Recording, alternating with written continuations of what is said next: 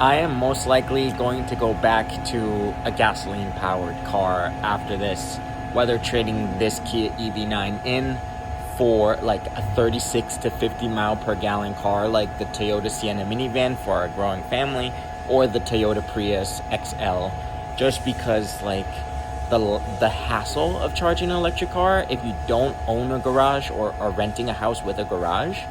If you don't own or rent a house with a garage, it's just a hassle, especially if you live in an apartment in the suburbs and your apartment building doesn't have a charging port.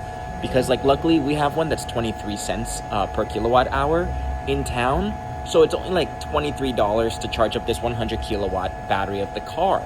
But when we're out and about, for slow charging everywhere else, it's like 33 to 48 cents for slow charging, up to 64 cents for high-speed charging, like 56 to 64 cents for high-speed charging, which means you're looking at 30 to 40, upwards of 60, 70 bucks to charge your car. Now, get this. You could be here in this charging place right here, piss. Like the corner's over there. You're literally like, yes, you could be in your car the whole time, but if you choose not to be in your car,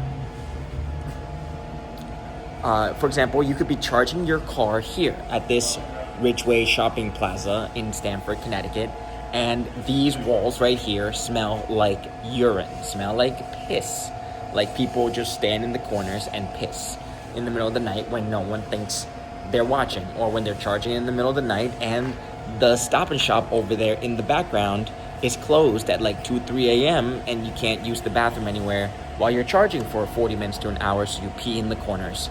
So it's a give and take with the electric car charging market right now. You could be driving for miles until you find one that works. Sometimes you show up to a spot and the charging ports are malfunctioned, and so you're like running low and you have range anxiety.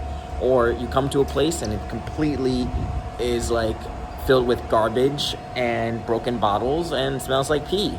So I just don't recommend an electric car right now for like probably the next 10 years. It's up to you. If you happen to own a house with a garage and you could put in a charging port, fine, do it. So many people do it. It's great. If you happen to live in a town where there's like thousands of charging ports, great. And all you do is ever drive around town, great. But if you go on adventures as much as I do, with like I have to drive anywhere from 200 to 400 miles each way, it's not worth it. And then here, you're charging your car and they're doing landscaping and like leaf blowing and stuff. It's just not ideal, guys. Oh, and not to mention the lines. Here, let's talk about the lines. You see those cars there that are parking right there in the middle where those black and white cars are? They're just like forming lines because they literally, every single spot is full.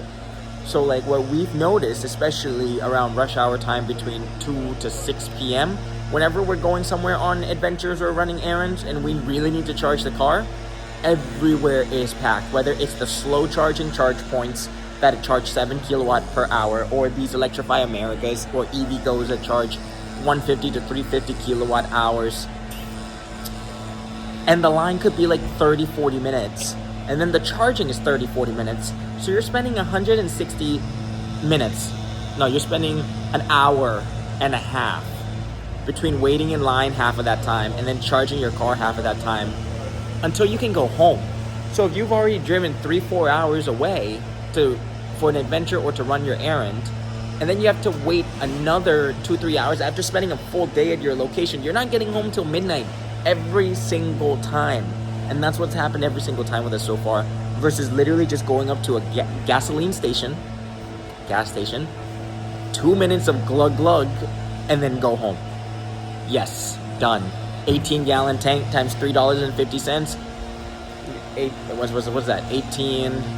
No, it's usually filling up like 16 gallons. 16 times 1 is 16, times 2 is 32, times another is 54. $54 for a full tank.